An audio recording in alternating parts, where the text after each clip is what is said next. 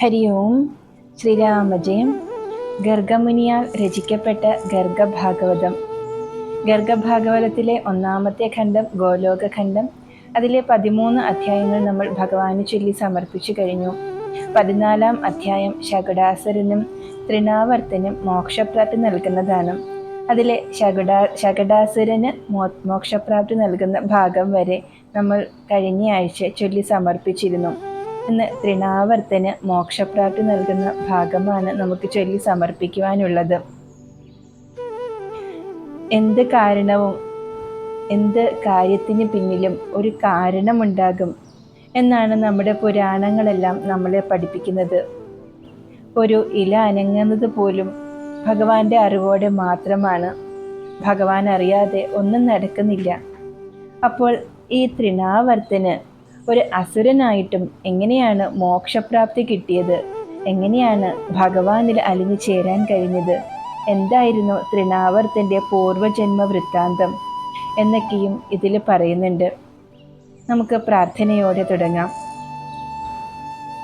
ഓം ഹരി ശ്രീ ഗണപതേ നമ. അവിഘ്നമസ്തു. ഓം ശുക്ലാംബരധരം വിഷ്ണും ശശിവർണം ചതുർഭുജം പ്രസന്നവദനം ധ്യായേത് സർവവിഘ്നോപശാന്തയേ. നാരായണം നമസ്കൃത്യ നരം ചൈവ നരോത്തമം ദേവീം സരസ്വതീം വ്യാസം തതോ ജയമുദീരയേത്. ശരദ്ദിഗജ പങ്കജ ശ്രിയമതീവ വിദ്വേഷകം മിളിന്ദമുനിസേവിതം കുലിശകഞ്ചചിഹ്നാവൃതം സ്ഫുരത്കനകനൂപുരം ദളിതഭക്തതാപത്രയം ചലദ്യുതിപദദ്വയം ഹൃദി ദധാമി രാധാപതേ. വദനകമലനിര്യദ്യസ്യ പീയൂഷമാദ്യം പിബതി ജനവരോയം പാതു സോയം ഗിരം മേ. ബദരിവനവിഹാരഃ സത്യവത്യാഃ കുമാരഃ പ്രണതദുരിതഹാരഃ ശർഗധന്വാവതാരഃ. സാക്ഷാത് നരനാരായണന്മാരെയും സരസ്വതീ ദേവിയെയും വ്യാസഭഗവാനെയും ശ്രീകൃഷ്ണ ഭഗവാനെയും രാധാദേവിയെയും മനസ്സിൽ സ്മരിച്ചുകൊണ്ട് ഭഗവാന്റെ ആ പാദപത്മങ്ങളിൽ ശിരസ് ചേർത്ത് വെച്ചുകൊണ്ട് നമുക്ക് തൃണാവർത്ത മോക്ഷപ്രാപ്തി അത് ചൊല്ലി ഭഗവാന് സമർപ്പിക്കാം. കഴിഞ്ഞ അധ്യായത്തിൽ ശകുടാസുരന് മോക്ഷപ്രാപ്തി കിട്ടുന്നതായിരുന്നു നമ്മൾ കണ്ടത്. നാരദ മഹർഷി ബഹുലാശ മഹാരാജാവിന് പറഞ്ഞു കൊടുക്കുന്നതായിട്ടാണ്. അപ്പോൾ ബഹുലാശ മഹാരാജാവ് ശകുടാസുരൻ്റെ പൂർവജന്മ വൃത്താന്തത്തെ പറ്റിയിട്ട് ചോദിക്കുന്നു. അങ്ങനെ അതിനെ പറ്റിയിട്ടും നാരദ മഹർഷി പറഞ്ഞു കൊടുക്കുന്നു. പിന്നീട് നാരദ മഹർഷി ഇനി തൃണാവർത്തൻ്റെ കഥ പറയാൻ തുടങ്ങുകയാണ്. തൃണാവർത്തൻ, ആ നാമം തന്നെ അർത്ഥമാക്കുന്നത് എന്താണ്? തൃണം എന്നാൽ പുല്ല്, നമുക്കെല്ലാം അറിയാം. തീരെ ബലം കുറഞ്ഞ ഒരു സസ്യം. ആവർത്തം എന്നാൽ ചക്രവാത ചുഴലിക്കാറ്റ്, അതിശക്തിയായിട്ട് ചുറ്റിയടിക്കുന്ന കാറ്റ്. അപ്പോൾ ഈ തൃണം എന്നതുകൊണ്ട് ഉദ്ദേശിക്കുന്നത് സജ്ജനങ്ങളെ തന്നെയാണ്. സജ്ജനങ്ങൾ അവർ ശക്തിയിൽ കുറവായിരിക്കും. അപ്പോൾ സജ്ജനങ്ങളെ ഉപദ്രവിക്കുന്ന ഒരു ചുഴലിക്കാറ്റ് പോലെ ഉപദ്രവിക്കുന്ന ഒരു ദുഷ്ടശക്തി, അങ്ങനെയാണ് ആ പേരുകൊണ്ട് തന്നെ അർത്ഥമാക്കുന്നത്. നമുക്ക് നോക്കാം, ഇത്ര ദുഷ്ടശക്തിയായ ഒരു അസുരന് എങ്ങനെയാണ് ഭഗവാനിലേക്ക് എത്തിപ്പെടാൻ കഴിയുന്നത്, എന്തായിരുന്നു എത്തിപ്പെടാനുള്ള പൂർവജന്മ കഥയുമെന്ന്. നാരദ മഹർഷി തുടരുകയാണ്.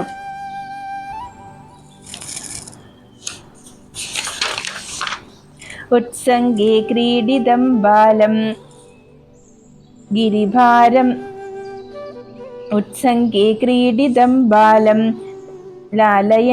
ലാലയന്ത്യേ കഥാ നൃപ ഗിരിഭാരം ന സേഹേതം വോടും ശ്രീനന്ദഗേഹിനീം.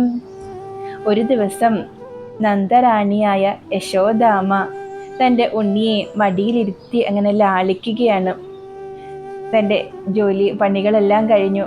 ഉണ്ണിക്ക് 3 മാസം പ്രായമായിട്ടേ ഉള്ളൂ. ഒരുപാട് നാൾ കിട്ടിയ ഒരു ഉണ്ണിയാണ്. യശോദാമ്മ കിട്ടുന്ന സമയമെല്ലാം ആ കുഞ്ഞിനെ ലാളിക്കാനും കുഞ്ഞിനെ കളിപ്പിക്കാനും നോക്കുമായിരുന്നു. അങ്ങനെ ഒരു ദിവസം സായാഹ്നത്തിൽ തൻ്റെ ഉണ്ണിയെ മടിയിരുത്തി ലാളിക്കുകയും കളിപ്പിക്കുകയും ചെയ്തുകൊണ്ടിരിക്കുകയാണ്. അങ്ങനെ ഇരിക്കുമ്പോൾ യശോദാമ്മയ്ക്ക് പെട്ടെന്ന് തോന്നുകയാണ് കുഞ്ഞിന്റെ ഭാരം വർദ്ധിക്കുന്നതായിട്ട്. അഹോ ഗിരിസമോ ബാല കഥം സ്യാദിതി വിസ്മിത ഭൂമോ നിധായ തം സദ്യോ നേദം കസ്മൈ ജഗാദഹ. അപ്പോൾ യശോദാമ്മയ്ക്ക് തോന്നി, ഭാരം ഏറി ഏറി വരുന്നുണ്ടോ? ഇല്ല, തനിക്ക് തോന്നുന്നതാവും. പക്ഷെ എന്നിട്ടും പിന്നെയും പിന്നെയും ഭാരം കൂടുകയാണ്, തനിക്ക് താങ്ങാൻ പറ്റുന്നില്ല. യശോദാമ്മയ്ക്ക് അത് മനസ്സിലാവുകയാണ്. കുഞ്ഞിന്റെ ഭാരം കൂടി കൂടി കൂടി വന്ന് ഒരു പർവ്വതത്തോളം ഭാരമുള്ളതായിട്ട് യശോദാമ്മയ്ക്ക് തോന്നുകയാണ്. അങ്ങനെ തൻ്റെ കയ്യിലും മടിയിലും കുഞ്ഞിനെ വെക്കാൻ പറ്റുന്നില്ല എന്നൊരവസ്ഥ എത്തിയപ്പോൾ യശോദാമ്മ ആ ഉണ്ണിയെ നിലത്തേക്ക് കിടത്താൻ നിർബന്ധിതയാവുകയാണ്. കംസ പ്രണോദിതോ ദൈത്യസ്ത്രിണാവർത്തോ മഹാബലഃ ജഹാരബാലം ക്രീഡന്തം വാതാവർത്തന സുന്ദരം. അങ്ങനെ യശോദാമ്മ അവസാനം നിവൃത്തിയില്ലാണ്ട് തൻ്റെ കുട്ടിയെ മടിയിൽ നിന്നും നിലത്തേക്ക് ഇറക്കി കിടത്തുന്നു. യശോദാമ്മയ്ക്ക് വിശ്വസിക്കാൻ പറ്റുന്നില്ല, ഇത് എന്താണ് സംഭവിക്കുന്നത്, എന്താണ് ഈ കുട്ടിക്ക് ഇങ്ങനെ ഭാരം ഇത്ര കൂടുന്നതെന്ന്. അങ്ങനെ ഉണ്ണിയെ അങ്ങനെ നിലത്തേക്ക് കിടത്തി. ആ സമയത്ത് അവിടെ കംസൻ അയച്ച തൃണാവർത്തൻ എന്ന രാക്ഷസൻ ഒരു തക്കം പാർത്തിരിക്കുകയായിരുന്നു ഈ കുട്ടിയെ ഒന്ന് ഒറ്റയ്ക്ക് കിട്ടാനായിട്ട്. അങ്ങനെ യശോദാമ്മ ആ കുട്ടിയെ നിലത്തേക്ക് ഇറക്കി കിടത്തിയപ്പോൾ ആ സമയം തന്നെ ആ തൃണാവർത്തൻ അവിടെ വരികയും ആ കുട്ടിയുടെ അടുത്തേക്ക് വരികയും കുട്ടിയെ ഇല്ലാണ്ടാക്കാൻ വേണ്ടിയിട്ട് ശ്രമിക്കുകയും ചെയ്യുന്നു. രജോ അന്ധകാരോ അഭൂതത്ര ഘോര ശബ്ദശ്ച ഗോകുലേ രജസ്വലാനി ചക്ഷുംഷി ബഭൂവർഘടികാദ്വയം. ഈ അസുരൻ ഒരു ചുഴലിക്കാറ്റായിട്ട് വന്ന് ഈ ഉണ്ണിയെ എടുത്തുകൊണ്ട് മുകളിലേക്ക് പോയി. അപ്പോൾ അവിടെ വ്രജഭൂമി മുഴുവൻ പൊടി പടരുകയും ഇരുട്ട് വ്യാപിക്കുകയും ചെയ്തു. അതോടൊപ്പം ഭയങ്കര ശബ്ദവും കേൾക്കുമാറായി. തതോ യശോദ ന പശ്യാത് പുത്രം തം മന്ദിരാജിരേ മോഹിതാരുദതി ഘോരാൻ പശ്യന്തി ഗൃഹശേഖരാൻ. അവിടെ ആകെ പൊടിയും കാറ്റും അന്ധകാരമൊക്കെ വ്യാപിച്ചു. അപ്പോൾ 2 നാഴിക നേരത്തേക്ക് അവിടെ ഒന്നും ആർക്കും കാണാൻ കഴിയുമായിരുന്നില്ല. യശോദ അമ്മയ്ക്ക് സ്വന്തം കുട്ടിയെ കാണാൻ പറ്റാതെ അത്യധികം പരിഭ്രമിച്ച് കരഞ്ഞുകൊണ്ട് ചുറ്റുപാടും നോക്കുകയാണ്. ഉണ്ണി നിലത്ത് കിടത്തി, ഉണ്ണി എങ്ങോട്ട് പോയി, നിലത്തുണ്ടോ, എങ്ങോട്ട് പോയി, ഒന്നും കാണാൻ പറ്റുന്നില്ല. നിറയെ പൊടിപടലമാണ് അന്തരീക്ഷം നിറയെ. അദൃഷ്ടേ ച തദാ പുത്രേ പതിതാ ഭുവി മൂർച്ഛിതാ ഉച്ചൈരുരോധ കരുണം മൃതവത്സായ ദാഹി ഗൗഹും. അങ്ങനെ ചുറ്റുപാട് നോക്കിയിട്ടും ഒന്നും കാണുന്നില്ല, ഇരുട്ടും പൊടിപടലങ്ങളും മാത്രമേ ഉള്ളൂ. തൻ്റെ കുട്ടിക്ക് എന്തു പറ്റി, എവിടേക്ക് പോയി എന്ന് ഉള്ള ഓർത്തിട്ട് യശോദ അമ്മ കരയാൻ തുടങ്ങി. പൈക്കിടാവിനെ കാണാഞ്ഞിട്ട് അമ്മ പശു വിഷമിക്കുന്നത് പോലെ അവിടെയൊക്കെ നോക്കി നടന്ന് ഒടുവിൽ ബോധരഹിതയായി നിലം പതിച്ചു യശോദാമ്മ. രുരുദുശ്ചതദാ ഗോപ്യ പ്രേമസ്നേഹ സമാകുലാഹ അശ്രുമുഖ്യോ നന്ദസൂനും പശ്യന്ത്യാസ്ത ഇതസ്തദഹാം. അപ്പോഴത്തേക്ക് ഗോപിമാരും അവിടേക്ക് യശോദാമ്മയുടെ കരച്ചിലൊക്കെ കേട്ടിട്ട് ഗോപിമാരെല്ലാം ഓടിയെത്തി. അവരെല്ലാം നോക്കുകയാണ്, കുട്ടിയെ കാണുന്നില്ല എങ്ങും. യശോദാമ്മ അതിദീനയായിട്ട് കരയാൻ തുടങ്ങി. ഗോപിമാരും ഇതൊക്കെ കണ്ടിട്ട് അവരും കരയാൻ തുടങ്ങി. അവരുടെ മുഖത്ത് അശ്രുധാര ഒഴുകുവാൻ തുടങ്ങി. എല്ലായിടത്തും നന്ദനന്ദനെ അന്വേഷിച്ചു. തൃണാവർത്തോ നഭപ്രാപ്ത ഊർധ്വം വൈലക്ഷയോജനം സ്കന്ദേ സുമേരുവത് ബാലം മന്യമാന പ്രപീഡിതഹാം. ഈ സമയം കൊണ്ട് തൃണാവർത്തൻ ഈ കുട്ടിയെയും കൊണ്ട് 10 ലക്ഷം യോജന മുകളിലേക്ക് പോയി എന്നാണ് പറയുന്നത്. അത്രയും ഉയരത്തിലേക്ക് ഈ കുട്ടിയെയും കൊണ്ട് പോയി. പക്ഷേ ശ്രീകൃഷ്ണ ഭഗവാന്റെ ഭാരം കൂടി വന്ന് ഒരു സുമേരു പർവ്വതത്തോളം ഭാരം വന്നു. തൃണാവർത്തന് താങ്ങാൻ പറ്റുന്നുണ്ടായില്ല ഭഗവാന്റെ ഭാരം എന്നാണ് പറയുന്നത്. ശ്രീകൃഷ്ണ ഭഗവാൻ ആ അസുരന്റെ ചുമലിലായിരുന്നു വരുന്നത്. അങ്ങനെ ഭാരമേറി വന്നിട്ട് ആ സുമേരു പർവ്വതത്തോളം ഭാരമുള്ളതുപോലെ തോന്നി. അപ്പോൾ ആ അസുരന് അത്യധികമായ വേദന തോന്നി. അഥ കൃഷ്ണം പാതയിതും ദൈത്യസ്തത്ര സമുദ്യതഃ ഗളം ജഗ്രാഹ തസ്യാപി പരിപൂർണതമസ്വയം. മുഞ്ച മുഞ്ചേതി ഗതിദേ ദൈത്യോ കൃഷ്ണോ അദ്ഭുതോ അർഭകഃ. അങ്ങനെ ഭഗവാന്റെ ശരീരത്തിന് സഹിക്കാൻ പറ്റാത്ത ഭാരം വന്നു.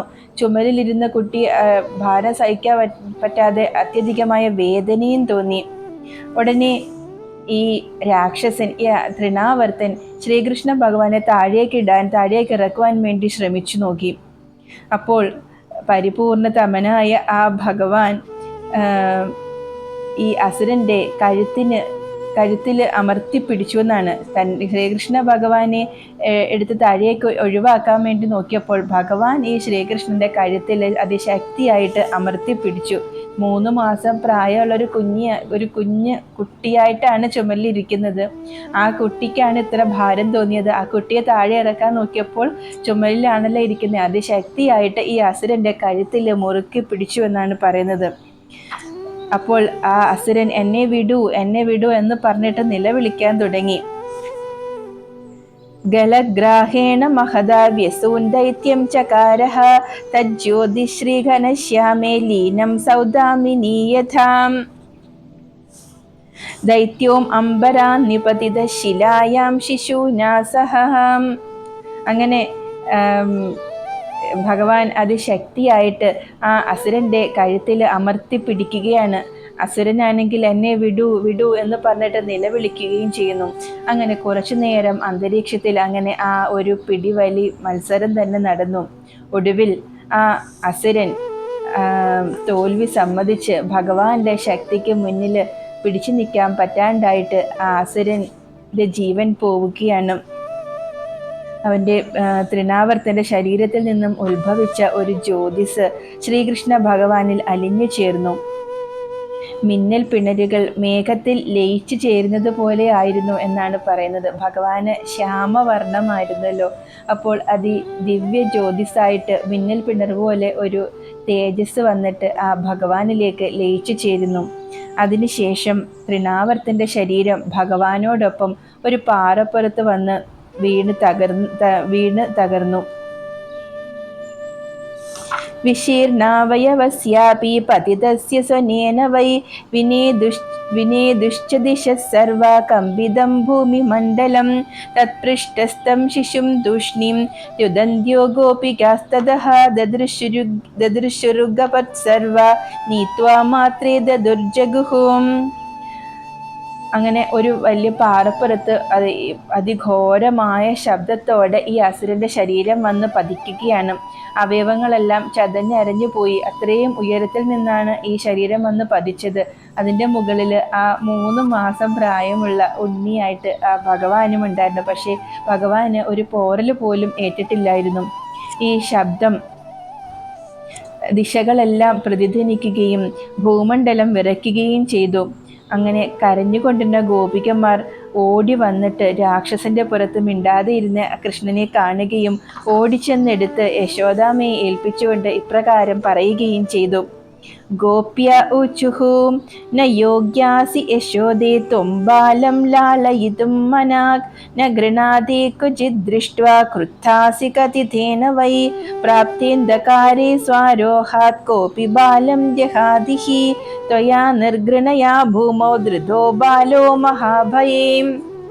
ഗോപികമാർ കുഞ്ഞിനെ തിരിച്ചു കിട്ടിയപ്പോൾ എല്ലാവർക്കും സമാധാനമായി. എല്ലാവരും അതുവരെ കരഞ്ഞ് നിലവിളിച്ചുകൊണ്ടിരിക്കുകയായിരുന്നു. കുഞ്ഞിനെ തിരിച്ചു കിട്ടിയപ്പോഴത്തേക്ക് അവർക്ക് സമാധാനമായി. എന്നിട്ട് വന്നിട്ട് യശോദാമ്മയോട് പറയുകയാണ്. അത്രത്തോളം വാത്സല്യവും സ്നേഹവും ലാളനയൊക്കെയാണ് ആ കുട്ടിയോട് അവർക്ക് ഉണ്ടായിരുന്നത്. അപ്പോൾ കുറച്ചു നേരത്തേക്ക് അത്രത്തോളം വിഷമിച്ചു. അത്രയും നേരം അവർ യശോദാമ്മയോടൊന്നും പറഞ്ഞില്ല. പക്ഷെ കുട്ടിയെ തിരിച്ചു കിട്ടിയപ്പോൾ ആ ലാളനയുടെയും വാത്സല്യത്തിൻ്റെയും കൂടുതൽ കൊണ്ട് യശോദാമ്മയോട് പറയുകയാണ്. നിനക്ക് അല്ലയോ യശോദേ, നിനക്ക് കുട്ടിയെ ഓമനിച്ച് വളർത്താനുള്ള യാതൊരു യോഗ്യതയില്ല. പറയുമ്പോൾ നിനക്ക് വിഷമം തോന്നരുത്. നിന്നിൽ ഒരിക്കലും ദയ പ്രകടമായി കാണുന്നില്ല. വാസ്തവത്തിൽ ഇപ്രകാരം കൂരിരുട്ട് വ്യാപിച്ച് ചുഴലിക്കാറ്റ് വരുമ്പോൾ ആരെങ്കിലും സ്വന്തം കുട്ടിയെ നിലത്ത് കിടത്തുമോ? അതും 3 മാസം പ്രായമുള്ള ഇത്ര ചെറിയ കുട്ടിയെ ഇത്രയും ഭയാനകമായ അവസ്ഥയിൽ സ്വന്തം കുഞ്ഞിനെ നിലത്ത് കിടത്തിയ നിന്നിൽ ദയയുണ്ടോ എന്നൊക്കെ ചോദിച്ചിട്ട് ഗോപികമാര് യശോദാമ്മയുടെ കർക്കശമായ സ്വരത്തിൽ ദേഷ്യഭാവത്തിൽ പറയുകയാണ്. ശ്രീ യശോദ ഉവാച ന ജാനാമി കഥം ബാലോ ഭാരഭൂതോ ഗിരീന്ദ്രവത് തസ്മാൻ മയാ കൃതോ ഭൂമൗ ചക്രവാതേ സമാഗതേ. അപ്പോൾ പാവം യശോദാമ്മ പറയുകയാണ്, യശോദാമ്മയ്ക്ക് അതീവ ദുഃഖമുണ്ട്. എന്നിട്ടും പറയുകയാണ്, അല്ലയോ സഹോദരിമാരെ, നിങ്ങൾ ഇങ്ങനെ പറയരുത്. എൻ്റെ ഓമന ബാലകന് എങ്ങനെയാണ് അപ്പോൾ ഈ ഗിരിരാജന്റെ അത്രയും ഭാരം വന്നതെന്ന് എനിക്കറിയില്ല. എനിക്ക് ഭാരം താങ്ങാനാകാതെ വന്നതുകൊണ്ടാണ് ഈ കൊടുങ്കാറ്റുണ്ടായപ്പോൾ പോലും ഞാൻ ആ കുട്ടിയെ നിലത്ത് കിടത്തിയതെന്ന് യശോദാമ്മ അവരോട് താഴ്മയോടെ പറയുകയാണ്. ഗോപ്യ ഊചുഹു മാമൃഷാവത കല്യാണി ഹേ യശോദേ ഗദവ്യഥേം അയം ദുഗ്ധമുഖോ ബാലോ ലഘു കുസുമതൂലവത്. 3 മാസം പ്രായമുള്ള കുട്ടിക്ക് ഒരു ഗിരിരാജന്റെ അത്രയും ഭാരമുണ്ട് എന്ന് പറഞ്ഞാൽ ആരെങ്കിലും വിശ്വസിക്കോ? അപ്പൊ ഗോപികമാര് പറയുകയാണ്, അല്ലയോ കല്യാണി, മംഗളസ്വരൂപേ എന്ന് സ്നേഹത്തോടെ വിളിക്കുകയാണ് അവർ പറയുകയാണ്, നീ എന്തിനാണ് ഇങ്ങനെ കള്ളം പറയുന്നത്? 3 മാസം പ്രായമുള്ള തളിരു പോലെ പൂവ് പോലത്തെ ഈ പാല് മാത്രം കുടിക്കുന്ന ഈ ഓമന ബാലകനാണോ നീ പർവ്വതത്തിന്റെ അത്രയും ഭാരം ഉണ്ടായിരുന്നു എന്ന് പറയുന്നത്? നിന്റെ സ്വബോധം നഷ്ടപ്പെട്ടോ? നീ സമാധാനായിരിക്കൂ എന്നൊക്കെ പറഞ്ഞ് സ്നേഹമായിട്ട് ആശ്വസിപ്പിച്ചിട്ട് അവർ പോവുകയാണ്. ശ്രീ നാരദ ഉവാച തഥാ ഗോപ്യോഥ ഗോപാശ്ച നന്ദാദ്യ ആഗതേ ശിശൗം. അപ്പോൾ അവിടെ നന്ദഗോപരും ഗോപന്മാരും അവിടെ ഇല്ലായിരുന്നു. അവർ തിരിച്ചെത്തി ഇതൊക്കെ അറിഞ്ഞു. അപ്പോൾ ഉണ്ണിക്ക് ഒന്നും പറ്റാണ്ട് തിരിച്ചു കിട്ടിയല്ലോ. അങ്ങനെ അവരെല്ലാവരും വളരെ സന്തോഷത്തോടെ കുഞ്ഞിനെ എടുത്ത് ലാളിക്കുകയാണ്. അതീവമോദം സംഭ്രാപു വദന്ത കുശലം ജനൈഃ യശോദാ ബാലകം നീത്വാ പായയിത്വാ സ്തനം മുഹുഃ ആഗ്രായോരസി വസ്ത്രേണ രോഹിണീം പ്രാഹ മോഹിതാം. യശോദാമ്മ കുഞ്ഞിനെ മടിയിലിരുത്തി ലാളിക്കുകയും പാല് കൊടുക്കുകയും ഉമ്മ വയ്ക്കുകയും ഒക്കെ ചെയ്യുകയാണ്. എന്നിട്ട് തൻ്റെ സാരി എടുത്തിട്ട് കുഞ്ഞിനെ പൊതിഞ്ഞ് മാറോട് ചേർത്ത് പിടിച്ചുകൊണ്ട് അത്രത്തോളം സങ്കടപ്പെട്ടിരുന്നു. തൻ്റെ കുഞ്ഞിനെ കുറച്ചു നേരത്തേക്ക് കാണാതായപ്പോഴത്തേക്ക് യശോദാമ്മയുടെ സ്വബോധമൊക്കെ നഷ്ടപ്പെട്ടിരുന്നു. അപ്പൊ ഗോപികമാരെല്ലാം സ്വന്തം വീടുകളിലേക്ക് പോയി. അപ്പോൾ രോഹിണിയമ്മ മാത്രമേ അവിടെയുള്ളൂ. അപ്പോൾ രോഹിണിയമ്മയോട് പറയുകയാണ്, ശ്രീ യശോദാവാച ഏകോ ദൈവേന ദത്തോ അയം ന പുത്ര ബഹവശ്ച മീം തസ്യാഭി ബഹവൂരിഷ്ട ആഗച്ഛന്തി ക്ഷണേന വൈം. യശോദാമ്മ പറയുകയാണ്, അല്ലയോ സോദരി, എനിക്ക് ഒരേ ഒരു പുത്രനെ മാത്രമേ ഈശ്വരൻ തന്നിട്ടുള്ളൂ. അനേകം പുത്രന്മാരൊന്നുമില്ല. എന്നിട്ടും ഈ ഒരു പുത്രനുമേൽ ഇത്രയധികം അത്യാഹിതങ്ങൾ വരുന്നത് എന്തുകൊണ്ടാണ്? അദ്യ മൃത്യുമുഖാത് മുക്തോ ഭവിഷ്യത് കിമദഃ പരം കിം കരോമി കു ഗച്ഛാമി കുത്ര വാസോ ഭവേദഃ. ഇന്ന് ഇവൻ മൃത്യുവിന്റെ വായിൽ നിന്നും കഷ്ടിച്ച് രക്ഷപ്പെട്ടതാണ്. ഇതിനേക്കാൾ വലിയൊരു അത്യാഹിതം വരാനുണ്ടോ? ഞാൻ എങ്ങോട്ട് പോകും? എവിടെ താമസിക്കും? എൻ്റെ കുട്ടിയുടെ രക്ഷയാണ് എനിക്ക് ഏറ്റവും വലുത്. ധനം ധാന്യം ഗൃഹം സൗധോ രത്നാനി വിവിധാനി ച സർവേഷാം തുഹ്യവശ്യം വൈ ഭൂയാൻ മേ കുശലീ ശിശുഹും. എനിക്ക് ഇഷ്ടം പോലെ ധനമുണ്ട്, ധാന്യമുണ്ട്, രത്നങ്ങളുണ്ട്, വീടുകളുണ്ട്, എല്ലാമുണ്ട്. പക്ഷേ ഇതിനെക്കാട്ടിയൊക്കെ വലുത് എൻ്റെ മകൻ തന്നെയാണ്. എനിക്കിതൊന്നും വേണ്ട. ഞാൻ ഈ കുട്ടിയും കൊണ്ട് എങ്ങോട്ടാണ് പോകുന്നത്? എനിക്ക് എൻ്റെ മകൻ്റെ ജീവൻ മാത്രമാണ് പ്രാധാന്യമുള്ളത് എന്നൊക്കെ പറയുകയാണ്.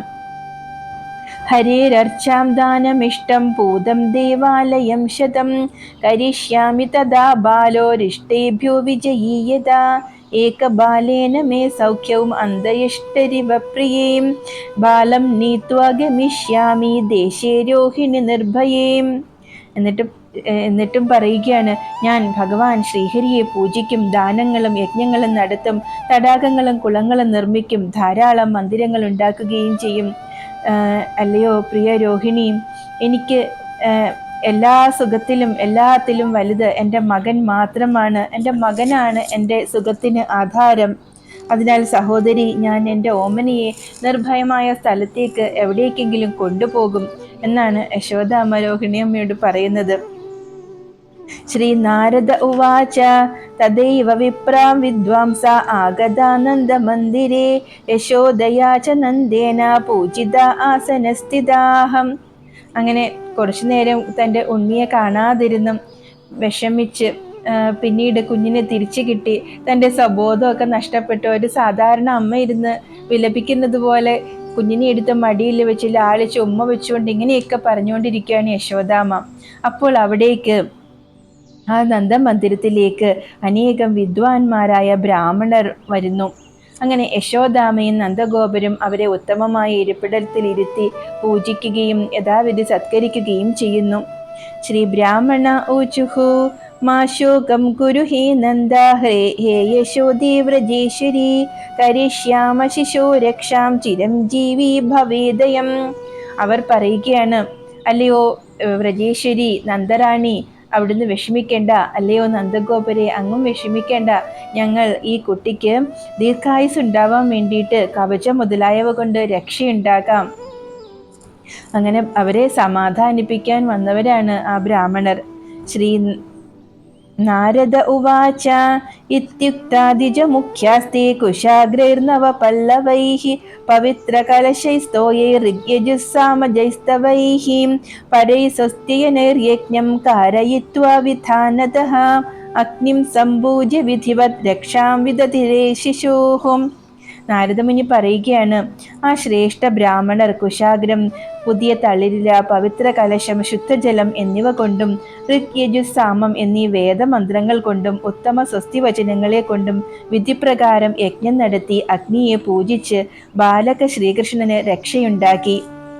ശ്രീ ബ്രാഹ്മണ ഊചുഹു ദാമോദരഃ പാദു പാദൗ ജാനുനീവിഷ്ടരശ്രവാഃ ഊരുഃ പാദു ഹരിർനാഭിം പരിപൂർണതമസ്വയം കടിം രാധാപതി പാദു പീതവാസസ്തവോദരം ഹൃദയം പത്മനാഭശ്ച ഭുജൗ ഗോവർദ്ധനോദ്ധരഃ മുഖം ച മധുരാനാഥോ ദ്വാരകീശിരോ അവതു പൃഷ്ഠം പാദു സ്വരധ്വംസി സർവതോ ഭഗവാൻ സ്വയം.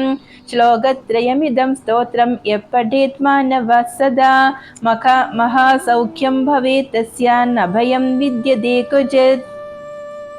അവർ ബ്രാഹ്മണർ പറയുകയാണ്, ആ ഭഗവാൻ ഉണ്ടാക്കിയ ആ കവചം, ആ കവചമാണ് ഇപ്പോൾ ചൊല്ലിയത്. അതിൻ്റെ അർത്ഥം, ഭഗവാൻ ദാമോദരൻ നിന്റെ ചരണങ്ങളെ രക്ഷിക്കട്ടെ, വിഷ്ണുശ്രവസ് നിന്റെ കാൽമുട്ടുകളെയും ശ്രീവിഷ്ണു തുടയെയും പരിപൂർണതമനായ ശ്രീകൃഷ്ണ ഭഗവാൻ നിന്റെ നാഭിയെയും രക്ഷിക്കട്ടെ. രാധാവല്ലഭനായ ഭഗവാൻ നിന്റെ നടുവിനെയും പീതാംബരധാരി നിന്റെ ഉദരത്തെയും രക്ഷിക്കട്ടെ. പത്മനാഭന് ഹൃദയത്തെയും ഗോവർദ്ധനധാരി ബാഹുക്കളെയും മധുരാധിപതി മുഖത്തെയും ദ്വാരകാധിപതി ശിരസിനെയും രക്ഷിക്കട്ടെ. അസുരന്മാരെ നിഗ്രഹിക്കുന്ന ഭഗവാൻ നിന്റെ പുറം ഭാഗത്തെയും സാക്ഷാത് ഗോവിന്ദൻ എല്ലാ ഭാഗത്തു നിന്നും രക്ഷിക്കട്ടെ. ഈ 3 ശ്ലോകങ്ങളുള്ള ഈ സ്തോത്രം എപ്പോഴും ഉരുവിടുന്നവന് പരമസുഖപ്രാപ്തി ഉണ്ടാവുകയും ഒരിക്കലും ഭയത്തെ നേരിടേണ്ടി വരാതിരിക്കുകയും ചെയ്യും. അവർ ആ കവചം, ആ രക്ഷയുണ്ടാക്കി ഭഗവാന് യജ്ഞങ്ങളും വേദമന്ത്രസ്തുതികളും ഒക്കെ ചൊല്ലി ഭഗവാന് രക്ഷയുണ്ടാക്കിയിട്ട് യശോദാമ്മയും നന്ദഗോപരെയും സമാധാനിപ്പിക്കുകയാണ്.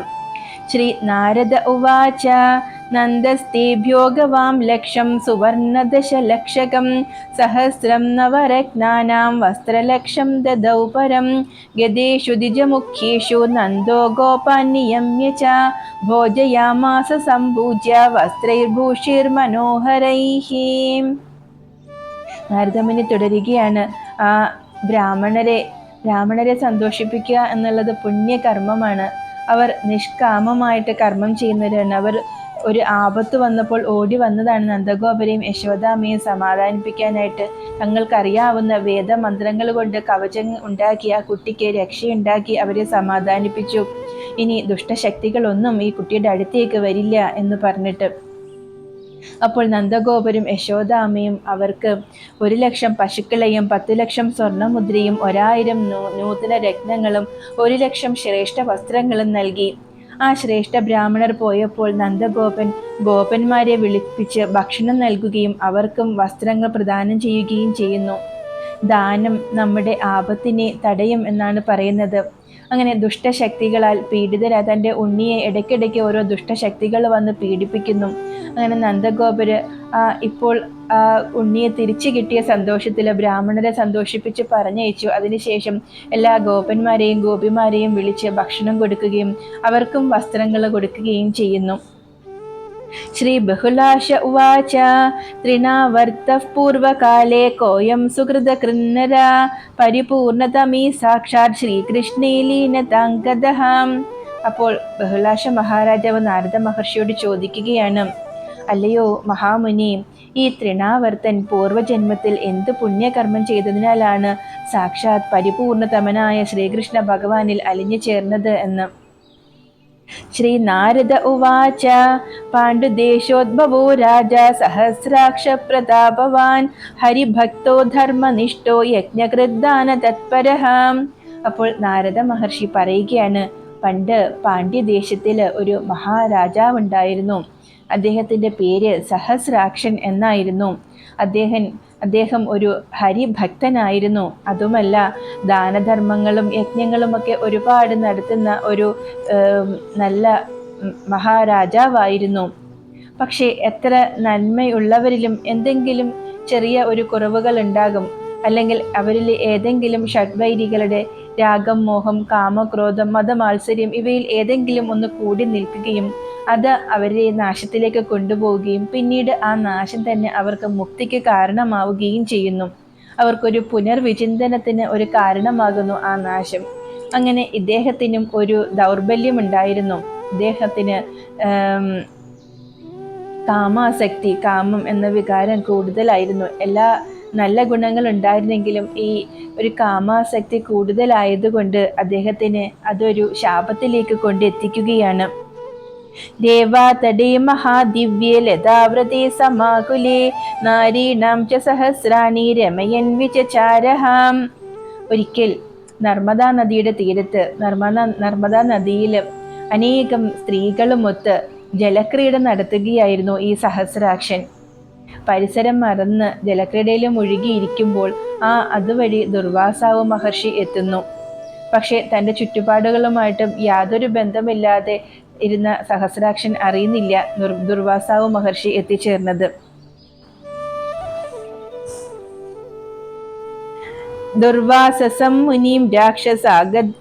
ദുർവാസസം മുനിം സാക്ഷാദാഗതം നനാമഃ തദാ മുനിർദദൗ ശാപം രാക്ഷസോ ഭവ ദുർമതീം. ദുർവാസാവ് മുനി എത്തിച്ചേർന്നത് അറിയാതെ വീണ്ടും ഈ നാരികളുമായിട്ട് ജലക്രീഡ നടത്തിക്കൊണ്ടിരിക്കുന്നത് സഹസ്രാക്ഷനെ കണ്ടപ്പോൾ ദുർവാസാവ് മഹർഷിക്ക് കോപം വരികയും നീ ഒരു രാക്ഷസനായി ജനിക്കട്ടെ എന്ന് ശപിക്കുകയും ചെയ്യുന്നു. പുനസ്തദംഗ്ര്യോപതിതം നൃപം പ്രാദാദ്വരം മുനിഃ ശ്രീകൃഷ്ണ വിഗ്രഹ സ്പർശാത് മുക്തിസ്തേ ഭവിതാ നൃപാം. പെട്ടെന്ന് ഈ സഹസ്രാക്ഷൻ തൻ്റെ തെറ്റ് മനസ്സിലാക്കുകയും ദുർവാസാവ് മുനിയുടെ പാദങ്ങളിൽ വീണ് നമസ്കരിക്കുകയും തെറ്റ് പറയുകയും ചെയ്യുന്നു. അങ്ങനെ എന്നിൽ കൃപയുണ്ടാകണം, എൻ്റെ തെറ്റുകൾ എനിക്ക് മനസ്സിലാക്കി എനിക്ക് ശാപമോക്ഷം തരണം എന്ന് പറഞ്ഞ് കരയുന്നു. അപ്പോൾ ദുർവാസാവ് മഹർഷി പറയുകയാണ്, എപ്പോൾ നിനക്ക് ശ്രീകൃഷ്ണ സ്പർശം ഉണ്ടാകുന്നു അപ്പോൾ നിനക്ക് ശാപമോക്ഷം കിട്ടി മുക്തി കിട്ടും, ശാപത്തിൽ നിന്ന് മോക്ഷം കിട്ടുകയും ഭഗവാനിലേക്ക് അലിഞ്ഞു ചേരുകയും ചെയ്യുമെന്ന് അനുഗ്രഹിക്കുന്നു. ദുർവാസാവ് മഹർഷി ശരിക്കും ആ മഹാത്മാക്കളുമായിട്ടുള്ള സമ്പർക്കം നമ്മളെ നന്മയിലേക്ക് നയിക്കും എന്നാണ് പറയുന്നത്. ആ ദുർവാസാവ് മഹർഷിയുമായിട്ടുണ്ടാകുന്ന ആ കുറച്ചു നേരത്തെ സമ്പർക്കം കൊണ്ട് സഹസ്രാക്ഷന് അപ്പോൾ വിഷമം, ഒരു ശാപം കിട്ടി, ഒരു നാശം അല്ലെങ്കിൽ ഒരു രാക്ഷസകുലത്തിൽ ജനിക്കേണ്ടി വന്നു. എന്നാലും പിന്നീട് ഭഗവാനിലേക്ക് എത്തിച്ചേരാനുള്ള ഒരു വഴിയാണ് അവിടെ തുറക്കുന്നത്. ഒരു ഗുരു രൂപേണയാണ് ആ ദുർവാസാവ് മഹർഷി അപ്പോൾ സഹസ്രാക്ഷന്റെ മുന്നിൽ എത്തിച്ചേർന്നത്.